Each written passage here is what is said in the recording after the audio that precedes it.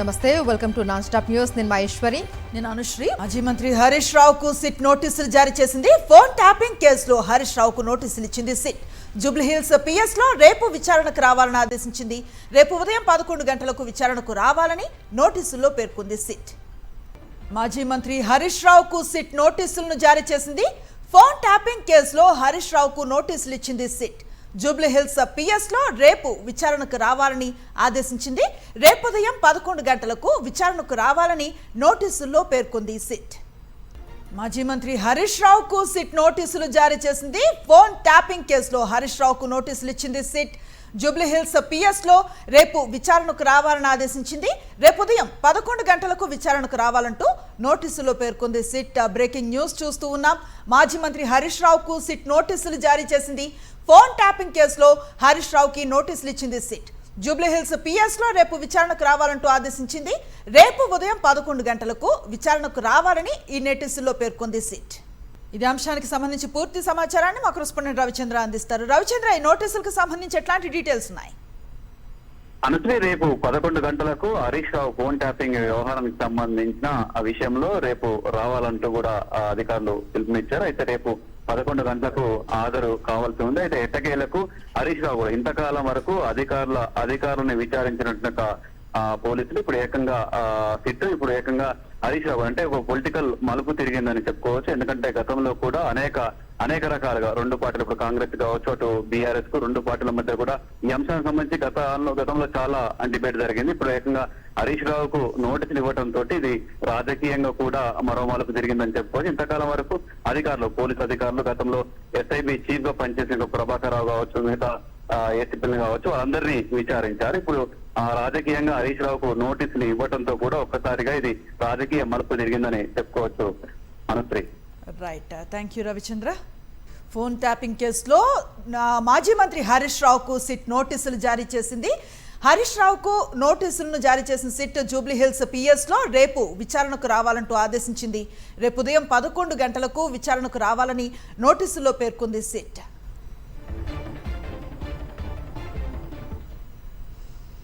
మిగతా డీటెయిల్స్ చూద్దాం. ఏపీలో దోపిడీ రాజ్యం, దొంగల రాజ్యం నడుస్తోంది అని మండిపడ్డారు వైఎస్ఆర్సీపీ నాయకులు. వైఎస్ఆర్సీపీ కార్యకర్త సాల్మన్ హత్యపై ఫిర్యాదు చేస్తే కనీసం స్పందించలేదు అన్నారు. డీజీపీకి ఫిర్యాదు చేస్తామని వస్తే పట్టించుకోకపోవడం దారుణమన్నారు.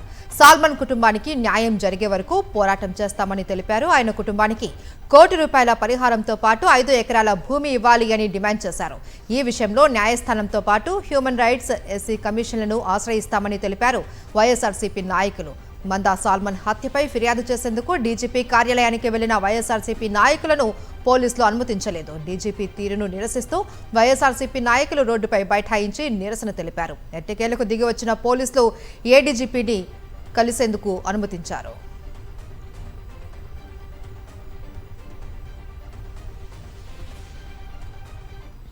ఇప్పుడు సుమారుగా 10-15 సార్లు వచ్చాం మేము. ఒక్కరోజు కూడా డీజీపీ గారు మా మొహం చూడటానికి సిద్ధంగా లేడు. కానీ రెస్పాన్సిబిలిటీ లేదు. వాట్ ఈస్ దిస్ అని అడుగుతా ఉన్నా. డీజీపీ గారు ఆఫీస్ ముందు నుంచి అడుగుతా ఉన్నా. ఇదేనా లా అండ్ ఆర్డర్ కాపాడవలసినటువంటి డీజీపీ చేయాల్సిన పని? పోలీసుల నిర్లక్ష్య వైఖరి వల్ల ముందుగానే అనుకున్న విధంగా హత్య గావించబడ్డాడు సాల్మాన్. దీనిలో పోలీసుల బాధ్యత కూడా ఉంది. పోలీసు ఎంక్వైరీ జరిగితే అంత అన్యాయం జరిగింది. కేసు ఎన్కౌంటర్ పెట్టారు. దీని మీద ఉన్నత విచారణ జరగాల్సిన అవసరం ఉంది. దాన్ని మేము డిమాండ్ చేస్తున్నాం. లేకపోతే న్యాయస్థానాన్ని ఆశ్రయిస్తాం. చంద్రబాబు నాయుడు అధికారంలోకి వచ్చిన రోజు నుండి దళితులను ఊచ కోతకు వస్తున్నాడు. ఎలాగైనా బెదిరించి జగన్మోహన్ రెడ్డి గారికి దూరం చేయాలని కుయుక్తి రాజకీయాలు చేస్తున్నాడు. వాళ్ళ వల్ల కావటం లేదు కాబట్టి పోలీసు కేసులు పెట్టి మా మీద భయభ్రాంతులు చేస్తున్నాడు. మందా సాల్మన్కు ఆర్థిక సహాయం ₹1 కోటి చేసేదాకా, మందా సాల్మన్ కుటుంబానికి 5 ఎకరాల భూమిని ప్రభుత్వం ఇచ్చేదాకా, స్థానిక సిఐ, ఎస్ఐ, స్థానిక శాసనసభ్యుడు ఎరపతినేని శ్రీనివాసరావు మీద ఎస్సీ ఎస్టీ అట్రాసిటీ కేసు పెట్టిన దాకా మా పోరాటం కొనసాగిస్తూనే ఉంటాం. ఏపీలో దళితుల మారణ హోమం జరుగుతోందని ఆరోపించారు జై భీమ్ రావు భారత్ పార్టీ అధ్యక్షుడు జడశ్రవణ్. దళితులపై దాడులు జరుగుతుంటే హోంమంత్రి ఏం చేస్తున్నారని ప్రశ్నించారు. సాల్మాన్ హత్య కేసులో ఎమ్మెల్యే ఎరపతినేనిపై తక్షణమే కేసు నమోదు చేయాలని డిమాండ్ చేశారు జడశ్రవణ్. ఈరోజు రాష్ట్రంలో జరుగుతున్నటువంటి దళిత మారణ హోమానికి గత 20 నెలల నుంచి జరుగుతున్న దళిత మారణ హోమానికి కారణాలు ఎవరండి? మీ కూటమి ప్రభుత్వంలో ఎమ్మెల్యేలు కదా, మీ కూటమి ప్రభుత్వంలో నాయకులు కదా? నేను అడుగుతున్నా, దళితుల మీద జరుగుతున్నటువంటి దాడుల్లో ఎక్కడికి వెళ్ళిపోయారు హోమ్ మినిస్టర్ అనిత గారు? కందుకూరులో ఒక దాడి జరిగితే, కాపులకి కమ్ములకి మధ్య దాడులు జరిగితే పరిగెత్తుకొని వెళ్ళిపోయి లక్షల రూపాయలు 10 ఎకరాల డబ్బులు ఇచ్చేసి దానికి ఒక కమిటీ కాన్స్టిట్యూట్ చేసి మీరు వాళ్ళకి సపోర్ట్ చేసి వచ్చారంటే పవన్ కళ్యాణ్ పార్టీ కాబట్టా, పవన్ కళ్యాణ్ కులం కాబట్టా? అంటే దళితుల మీద దాడి జరిగితేనేమో కనీసం స్పందించరా? డిప్యూటీ సీఎం పంచాయతీరాజ్ శాఖ ఖాళీ అయింది. జీతాలు ఇవ్వడానికి డబ్బులు లేవు అంటూ హైకోర్టుకు చెప్పింది పంచాయతీరాజ్ శాఖ. 2024 జూన్ నుండి తమకు రావాల్సిన గౌరవ వేతనం చెల్లించడం లేదు అంటూ హైకోర్టులో పిటిషన్ వేశారు వైఎస్ఆర్ జిల్లా ఎంపీటీసీలు, జడ్పీటీసీలు. ఈ పిటిషన్పై విచారణ చేపట్టింది హైకోర్టు.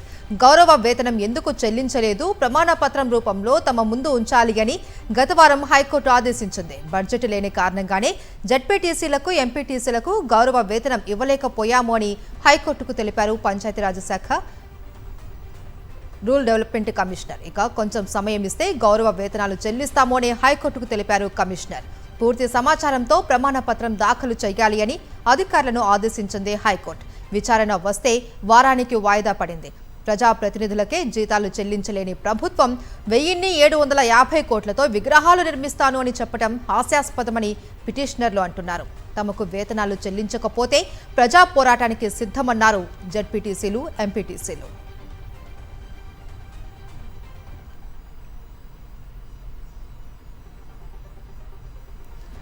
పప్పు బెల్లాల్లా వేల ఎకరాల ప్రభుత్వ భూమిని ప్రైవేటు వ్యక్తులకు చంద్రబాబు దారాదత్తం చేస్తున్నారని ఆరోపించారు మాజీ మంత్రి కురసాల కన్నబాబు. లులు కంపెనీపై చంద్రబాబుకు ఎందుకంత ప్రేమ అని ప్రశ్నించారు. కోట్లు విలువ చేసే భూములను నామమాత్రపు లీజుకి ఇస్తున్నారని మండిపడ్డారు కన్నబాబు. ఈ రాష్ట్రంలో పప్పు బెల్లాల కన్నా చౌకగా భూముల్ని ప్రైవేటు వారికి, కార్పొరేట్ కంపెనీలకి దోచిపెడుతున్నది చంద్రబాబు నాయుడు గారు, అవునా కాదా? పప్పు బెల్లాల కన్నా, ఒక కప్పు టీ కన్నా తక్కువ ధరకి మీరు ఎకరాల భూముల్ని దారదత్తం చేస్తున్నమాట నిజమా, అబద్ధమా? ఎందుకు మీకు లులు మీద ప్రేమ? విశాఖపట్నంలోని, విజయవాడలోని వేల కోట్లు ఖర్చు అయ్యే, వేల కోట్ల విలువయ్యే భూముల్ని ఎందుకు మీరు లులుకి పప్పు బెల్లాలాగా తిరిగి ఇచ్చేస్తా ఉన్నారు? వైఎస్ఆర్ జిల్లాలో దారుణం జరిగింది. సచివాలయ ఉద్యోగులపై ప్రభుత్వం పెంచుతున్న పన్ను ఒత్తిడికి కడపలో ఓ ఉద్యోగిని మృతి చెందింది. కడప టౌన్లోని గౌస్ నగర్ సచివాలయంలో పనిచేస్తున్న హెల్త్ అసిస్టెంట్ విజయకుమారి మృతి చెందింది. సర్వేలు పూర్తి చేయలేదనంటూ ఉన్నతాధికారులు ఒత్తిడి చేయడంతో అనారోగ్యం పాలై ప్రాణాలు కోల్పోయింది. విజయకుమారి మృతికి పని ఒత్తిడే కారణమని బంధువులు అంటున్నారు. విజయకుమారి మృతి పని ఒత్తిడి వల్లనేనని ఆవేదన వ్యక్తం చేశారు సచివాలయ ఉద్యోగ సంఘం నేతలు.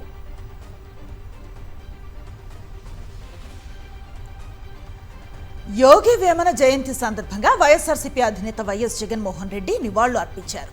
యోగి వేమన రచించిన పద్యాలు మాత్రమే కాదని అవి జీవిత సత్యాలు అన్నారు వైఎస్ జగన్. మనిషి ఆత్మ పరిశీలన, జీవన ప్రయాణానికి వేమన పద్యాలు వెలుగు రేఖలని కొనియాడారు. మనిషి మారితేనే సమాజం మారుతుందని శతాబ్దాల క్రితమే యోగి వేమన చెప్పారని వైఎస్ జగన్ ఎక్స్లో పోస్ట్ చేశారు.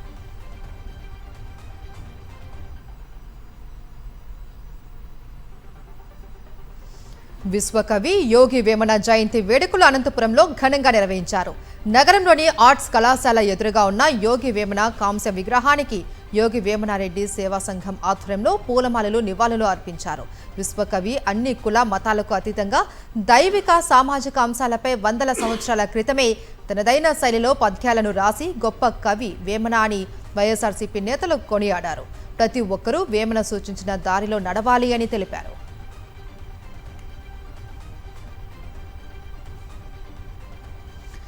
తెలంగాణ అసెంబ్లీ స్పీకర్కు సుప్రీంకోర్టు నోటీసులు ఇచ్చింది. స్పీకర్ కోర్టు ధిక్కరణకు పాల్పడ్డారని పిటిషన్ దాఖలు చేశారు బీజేఎల్పీ నేత ఏలేటి మహేశ్వర్ రెడ్డి.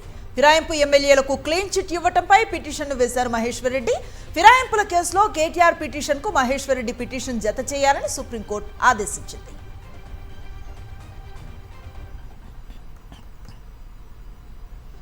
జెండా దిమ్మెలపై సీఎం రేవంత్ రెడ్డి చేసిన వ్యాఖ్యలు కాకరేపుతున్నాయి. తెలంగాణలో తెలుగుదేశం పార్టీని దెబ్బతీసిన బీఆర్ఎస్ పార్టీ దిమ్మెలు కూలాలి అంటూ రేవంత్ చేసిన వ్యాఖ్యలకు బీఆర్ఎస్ నాయకులు కౌంటర్ ఇస్తున్నారు. బీఆర్ఎస్ పార్టీ తెలంగాణ ప్రజల గుండెల్లో పుట్టిన పార్టీ అన్నారు హరీష్ రావు. తెలుగుదేశం పార్టీ కాంగ్రెస్ కు వ్యతిరేకంగా పుట్టిందని గుర్తు చేశారు. కాంగ్రెస్ భూస్థాపితం అయితేనే ఎన్టీఆర్ ఆత్మకు శాంతి చేకూరుతుంది అన్నారు హరీష్ రావు.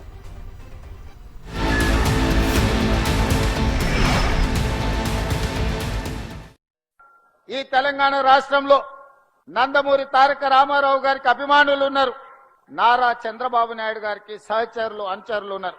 వాళ్ళందరికీ నా విజ్ఞప్తి ఒక్కటే, ఈ తెలంగాణ రాష్ట్రంలో తెలుగుదేశం ఉండొద్దని కక్ష గట్టి ఆ పార్టీ నాయకత్వాన్ని దెబ్బతీసిన చంద్రశేఖరరావును బీఆర్ఎస్ ను సమూలంగా 100 మీటర్ల గోతి తీసి పాతి పెట్టినప్పుడే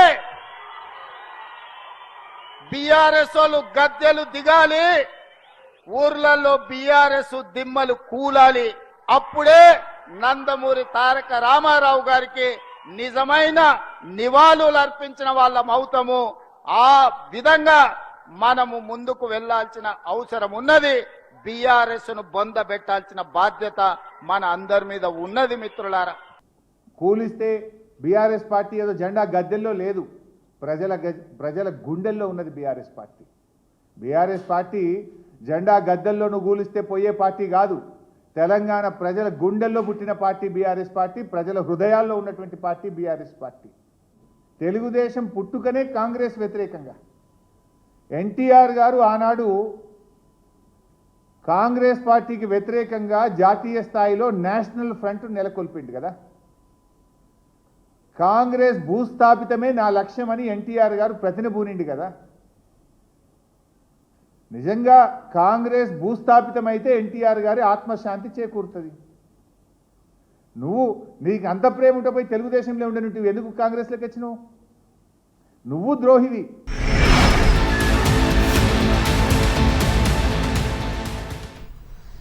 మేడారంలో గద్దెలు ఆలయ ప్రాంగణాన్ని సీఎం రేవంత్ రెడ్డి పునఃప్రారంభించారు. అనంతరం తన కుటుంబ సభ్యులతో కలిసి వనదేవతలకు సమ్మక్క సారలమ్మలకు ప్రత్యేక పూజలు నిర్వహించారు. మనవడితో కలిసి నిలువెత్తు బంగారాన్ని సీఎం సమర్పించుకున్నారు. ఈ సందర్భంగా గద్దెల ప్రాంగణంలో పైలాన్ను సీఎం రేవంత్ రెడ్డి ఆవిష్కరించారు. సమ్మక్క సారలమ్మ సన్నిధిలో నిర్మించిన నూతన సాలాహారం, ద్వారాలు, ఆర్చీలను సీఎం రేవంత్ రెడ్డి మంత్రులతో కలిసి ప్రారంభించారు. ఖమ్మం జిల్లా వందనం గ్రామం వద్ద మున్నేరుపై 35 కోట్లతో నిర్మించనున్న లిఫ్ట్ ఇరిగేషన్ పనులకు డిప్యూటీ సీఎం మల్లు భట్టి విక్రమార్క శంకుస్థాపన చేశారు. మహిళలను మహారాణులుగా తీర్చిదిద్దడమే లక్ష్యంగా మున్సిపాలిటీలో మహిళా సంఘాలకు 5,000 కోట్లు వడ్డీ లేని రుణాలు అందిస్తున్నాము అన్నారు. ఇందిరమ్మ ఇళ్ల నిర్మాణాన్ని వేగంగా పూర్తి చేయాలి అని లబ్ధిదారులకు సూచించారు. ప్రతి వారం బిల్లులు మంజూరు చేస్తున్నాము అన్నారు. మీరు ఇల్లు ఎంత తొందరగా కట్టుకుంటే అంత తొందరగా ప్రతి వారం మీకు బిల్లులు ఇస్తాం, మీరు తొందరగా ఇల్లు కట్టుకొని పూర్తి చేసుకోండి అని చెప్పాం. ఇల్లు ఏదో శాంక్షన్ చేసి వదిలేయటం కాదు, బిల్లులు కూడా ప్రతి వారం ఇస్తామని చెప్పాం. అలాగే ఇస్తూ వస్తూ ఉన్నాం. 20,000 కాదు, దాన్ని అవసరమైతే దాటుతామని చెప్పి ఈరోజు 26,000 కోట్ల రూపాయల వరకు వడ్డీ లేని రుణాలని ఈ రాష్ట్రంలో పంపిణీ చేశాం. దానికి కావాల్సిన వడ్డీ డబ్బుల్ని రాష్ట్ర ప్రభుత్వం మీ తరఫున మీ చెక్కుల రూపాయన ఇచ్చి బ్యాంకులు కడతా ఉన్నాం. మంత్రి వాకిటి శ్రీహరి మరోసారి మానవత్వాన్ని చాటుకున్నారు. బెంగళూరు హైవేపై భూత్పూర్ వద్ద ఓ కారు ప్రమాదానికి గురైంది. అదే సమయంలో అటుగా వెళుతూ ఉన్న మంత్రి వాకిటి శ్రీహరి కారులో ఇరుక్కున్న ఓ వృద్ధుడిని బయటకు తీశారు. కారులో ప్రయాణిస్తున్న వారికి ధైర్యం చెప్పారు. గాయపడ్డ వారిని వెంటనే ఆసుపత్రికి తరలించారు. నెల రోజుల క్రితం బాలానగర్ సమీపంలో విద్యార్థుల బస్సు ప్రమాదానికి గురైతే మంత్రి సహాయక చర్యలో పాల్గొన్నారు. ఆపదలో ఉన్నవారికి అండగా నిలిచే మంత్రి వాకిటి శ్రీహరిని పలువురు ప్రశంసించారు.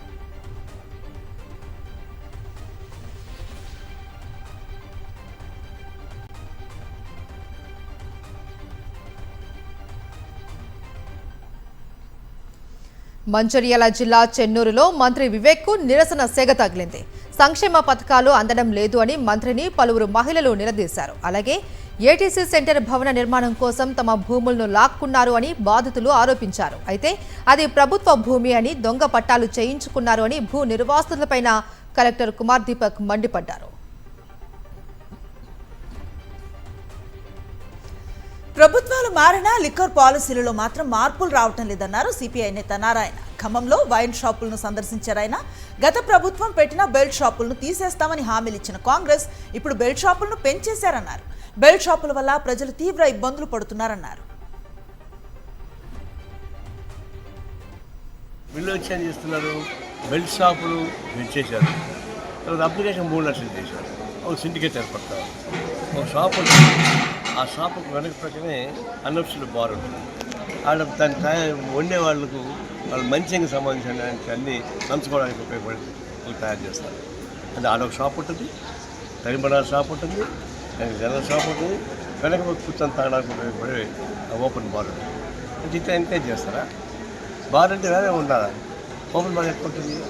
అది షాపు వెనక పక్కనే మద్యం తాగడానికి ఉపయోగపడే ఏర్పాటు చేస్తే ఇంకా అంతకన్నా విషయం ఘోరం ఏముంది?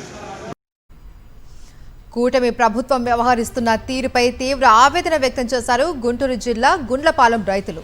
కోట్లు విలువ చేసే భూములకు 30 లక్షల పరిహారం చెల్లించి తీసుకుంటామని చెప్పడం దుర్మార్గమన్నారు. మొదట్లో అమరావతి రాజధాని అంటే చాలా సంతోషపడ్డాము అని, పొలాలకు మంచి ప్యాకేజీ వస్తుందని ఆశించాము అని, కానీ ప్రభుత్వం ఇప్పుడు తీవ్ర అన్యాయం చేస్తుందని వాపోయారు. కూటమి పాలనలో తమ పరిస్థితి అగమ్య గోచరంగా ఉంది అంటున్నారు రైతులు. వాళ్ళకు ప్లాట్లు ఎలా ఇచ్చారో అలానే మాకు కూడా ప్లాట్లు ఇచ్చి మార్కెట్ వాల్యూకి ఒక ఏదన్నా 10% తగ్గితే మేము ఒప్పుకోగలం. కానీ అసలు కంప్లీట్గా ఇప్పుడు 10% ఇస్తామనే స్థాయిలో ఉంది అక్కడ చెప్పే మాటలను బట్టి. మేము ఇన్ని రోజుల నుంచి అమ్ముకోకుండా ఎందుకున్నామంటే పిల్లల భవిష్యత్తు బాగుంటుంది, వాళ్ళ చదువులకి వాళ్ళ పెళ్ళిళ్ళకి ఈ రోజున అదే ఆధారము. అది కూడా పోతుందంటే రేపు ఎలా బతకాలో తెలియట్లేదు. దయచేసి మీడియా ద్వారా, ఎలక్ట్రానిక్ మీడియా, ప్రింట్ మీడియా ద్వారా మేము పాలక వర్గాన్ని లేదా అధికార వర్గాన్ని కోరుకునేది ఏంటంటే దయచేసి మా ఆవేదన అర్థం చేసుకోండి. శ్రీ సత్యసాయి జిల్లా లేపాక్షి మండలం కొండూరు గ్రామ పరిసరాల్లో బలవంతపు భూసేకరణను ఆపాలని కోరుతూ తహసీల్దార్ కార్యాలయం ఎత్త రైతులు ధర్నా చేశారు.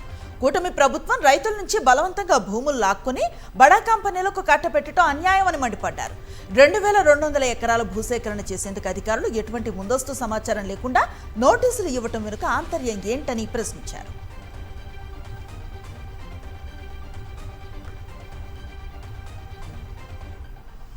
పల్నాడు జిల్లా గురజాల నియోజకవర్గంలో టీడీపీ నేతలు బరి తెగించారు. పులిపాడులో టీడీపీ మండల అధ్యక్షుడు లక్ష్మీనారాయణ ఆధ్వర్యంలో అమ్మాయిలతో రికార్డింగ్ డ్యాన్స్ నిర్వహించారు. చంద్రబాబు, లోకేష్, పవన్ కళ్యాణ్లతో పాటు స్థానిక ఎమ్మెల్యే ఎరపతినేని ఫోటోలతో ఫ్లెక్సీలు పెట్టి మరీ డ్యాన్స్ షో ఏర్పాటు చేశారు. టీడీపీ నిర్వహించిన రికార్డింగ్ డ్యాన్స్ వీడియోలు సోషల్ మీడియాలో వైరల్ అవుతున్నాయి. వీధి కుక్కలను చంపటంపై సినీ నటి, జంతు ప్రేమికురాలు రేణు దేశాయ్ తీవ్రంగా స్పందించారు. 100 కుక్కల్లో కేవలం 5 కుక్కలు మాత్రమే క్రూరంగా ప్రవర్తిస్తాయని, 5 కుక్కల కోసం 95 కుక్కలను చంపటం ఎంతవరకు సమంజసం అని ప్రశ్నించారు. భూమిపై జీవించే హక్కు ప్రతి ప్రాణికి ఉందన్నారు. వీధి కుక్కల సంతానోత్పత్తి పెరగకుండా కట్టడి చర్యలు చేపడితే సరిపోతుందన్నారు. నేను ఒప్పుకుంటాను, ఒక 100 కుక్కలో ఒక 5 కుక్క అగ్రెసివ్ ఉంటాయి, నేను ఒప్పుకుంటాను. కానీ 5 కుక్కల కోసం మీరు 95 కుక్కల్ని చంపేస్తున్నారు, దారుణంగా చంపేస్తున్నారు. Please, for God sake, googles how many people are dying in road accidents and how many people are dying of mosquito bytes.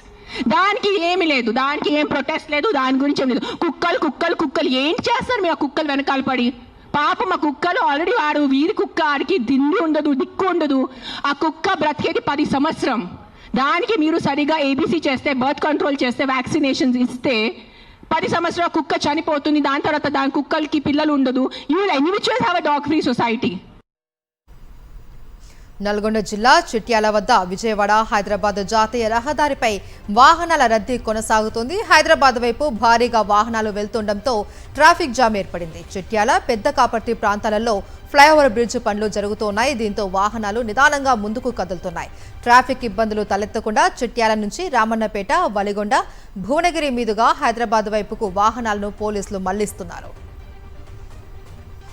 Medaram జాతరకు ప్రభుత్వం అన్ని ఏర్పాట్లు పూర్తి చేసింది. అక్కడి పరిసరాలను సుందరంగా తీర్చిదిద్దింది. ఇప్పటికే సమ్మక్క, సారలమ్మ గద్దెలను దర్శించుకునేందుకు భక్తులు అధిక సంఖ్యలో తరలివస్తున్నారు.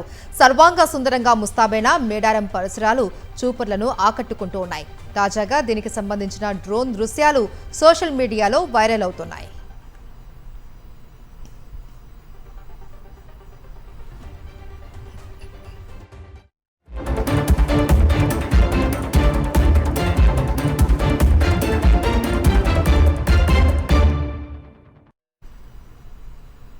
జాతీయ వార్తలు చూద్దాం. యునైటెడ్ అరబ్ ఎమిరేట్స్ అధ్యక్షుడు షేక్ మొహమ్మద్ బిన్ భారత్లో పర్యటించారు. ప్రధాని మోదీతో సమావేశమయ్యారు. ఇరువురు దేశ అధినేతలు వాణిజ్యం, పెట్టుబడులు, ఇంధనం, రక్షణ, అంతరిక్షం, సాంకేతికత, ఆహార భద్రత తదితర అంశాలతో ద్వైపాక్షిక చర్చలు జరిపారు. భారత్ యుఏఈ మధ్య బలమైన స్నేహానికి ఈ పర్యటన ఎంతో ప్రాధాన్యతనిస్తోందని ప్రధాని మోదీ పేర్కొన్నారు. అంతకుముందు ఢిల్లీ విమానాశ్రయంలో ప్రధాని నరేంద్ర మోదీ ఆయనకు స్వయంగా స్వాగతం పలికారు. యుఏఈ అధ్యక్షుడిగా బాధ్యతలు స్వీకరించిన తర్వాత షేక్ మొహమ్మద్ బిన్ భారత్కు రావటం ఇది మూడోసారి. బీజేపీ జాతీయ అధ్యక్షుడిగా నితిన్ నబీన్ ఏకగ్రీవమయ్యారు. నితిన్ నబీన్ను ప్రతిపాదిస్తూ 37 సెట్లు నామినేషన్ దాఖలయ్యాయి. రేపు ఉదయం 11 గంటలకు నితిన్ నబీన్ ప్రమాణ స్వీకారం చేయనున్నారు. 2020 నుంచి 2026 వరకు బీజేపీ జాతీయ అధ్యక్షుడిగా జేపీ నడ్డా పనిచేశారు. ఆయన పదవీ కాలం ముగియడంతో కొత్త అధ్యక్షుడి ఎంపిక జరిగింది. నితిన్ నబీన్ ఏకగ్రీవంగా ఎన్నికై బీజేపీ జాతీయ అధ్యక్షుడిగా బాధ్యతలు స్వీకరించనున్నారు.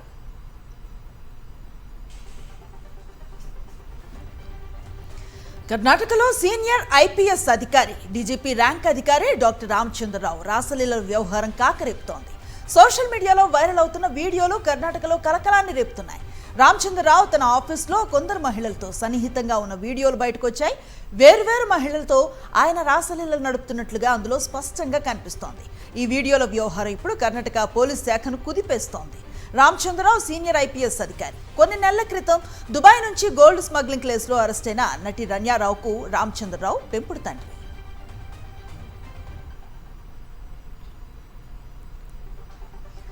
దగ్గుమందు విషయంలో తమిళనాడు ప్రభుత్వం మరో కీలక నిర్ణయం తీసుకుంది. ఆల్మండ్ కిట్ దగ్గు సిరప్ను నిషేధించింది. దీని తయారీ, అమ్మకం, పంపిణీ, వినియోగాన్ని నిషేధించిందని రాష్ట్ర ఔషధ నియంత్రణ సంస్థ ఒక పత్రికా ప్రకటనలో తెలిపింది. నిషేధాన్ని ఉల్లంఘించినట్లు తేలితే వారిపై కఠినమైన చట్టపరమైన చర్యలు తీసుకుంటాము అని హెచ్చరించింది.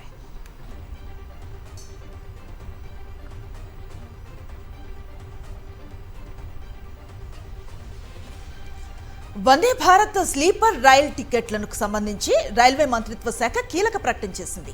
టికెట్ క్యాన్సిలేషన్ నిబంధనలు కఠినతరం చేసింది. ప్రయాణానికి 8 గంటల కంటే తక్కువ సమయం ఉంటే టికెట్ రద్దు చేసినా ₹1 కూడా వెనక్కి ఇవ్వరు. ఈ మేరకు రైల్వే ప్యాసింజర్స్ రూల్స్ 2015ను సవరించారు. సమాజ్వాదీ పార్టీ వ్యవస్థాపకుడు ములాయం సింగ్ యాదవ్ కుమారుడు ప్రతీక్ యాదవ్ తన భార్య అపర్ణ యాదవ్కు విడాకులు ఇవ్వనున్నట్లు ప్రకటించారు. బీజేపీ నేత అయిన అపర్ణ బిస్తర్ తమ కుటుంబాన్ని నాశనం చేస్తోంది అని ఆరోపిస్తూ ఇన్స్టాలో పోస్ట్ చేశాడు. వీలైనంత త్వరగా విడాకులు తీసుకోనున్నట్లు చెప్పారు. అపర్ణ యాదవ్ ప్రస్తుతం యూపీ మహిళా కమిషన్లో వైస్ చైర్పర్సన్గా ఉన్నారు. జేడీయూ ఎమ్మెల్యే అనంత్ సింగ్ ఆసుపత్రిలో సిగరెట్ తాగుతున్న వీడియో వైరల్గా మారింది. అనంత్ సింగ్ను వైద్య పరీక్షలకు తీసుకువెళ్లిన సమయంలో ఆయన ఇలా స్మోక్ చేశాడు. పట్నాలో ఇందిరాగాంధీ ఇన్స్టిట్యూట్ ఆఫ్ మెడికల్ సైన్సెస్లో ఈ ఘటన చోటు చేసుకుంది. ఆ స్మోకింగ్ వీడియోను ఆర్జేడీ అధికార ప్రతినిధి ప్రియాంక భారతి తన సోషల్ మీడియా ఖాతాలో షేర్ చేశారు. అనంత్ సింగ్ సుపరిపాలనను పొగ రూపంలో ఊదుతున్నాడంటూ సెటరికల్ కామెంట్స్ చేశారు.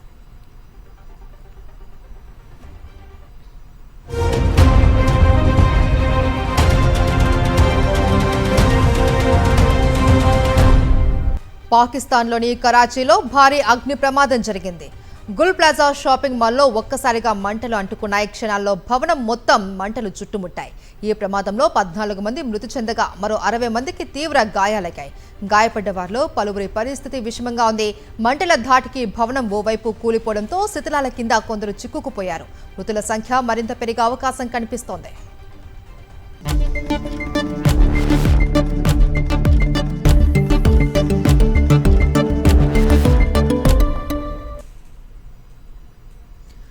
దేశీయ స్టాక్ మార్కెట్స్ నష్టాలతో ముగిశాయి. ట్రేడింగ్ ముగిసే సమయానికి సెన్సెక్స్ 324 పాయింట్ల నష్టపోయి 83,246 వద్ద స్థిరపడింది. అదేవిధంగా నిఫ్టీ 108 పాయింట్లు కోల్పోయి 25,585 పాయింట్ల వద్ద ముగిసింది.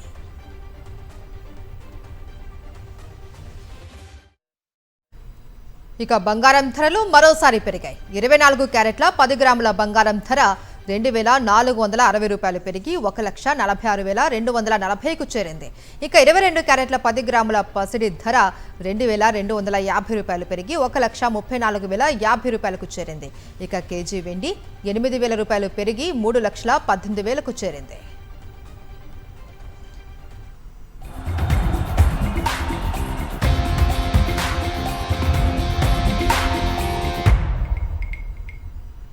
స్పోర్ట్స్ అప్డేట్స్ చూద్దాం. టీమిండియా హెడ్ కోచ్ గా గౌతమ్ గంభీర్ భవితవ్యం మరోసారి చర్చనీయాంశంగా మారింది. తాజాగా భారత జట్టు స్వదేశంలో న్యూజిలాండ్ చేతిలో వన్డే సిరీస్ ను కోల్పోవడంతో ఈ అంశం మరోసారి తెరపైకి వచ్చింది. ఈ సిరీస్ కు ముందు వరకు గంభీర్ ను టెస్టుల నుంచి మాత్రమే తప్పించాలని డిమాండ్లు వినిపించాయి. అయితే వన్డే సిరీస్ పరాభవంతో గంభీర్ ను మొత్తానికే టీమిండియా నుంచి తప్పించాలని ఫ్యాన్స్ పట్టుబడుతున్నారు. ఇవి nonstop 9 PM news details. Next magazine story ప్రసారమవుతుంది. Stay with us.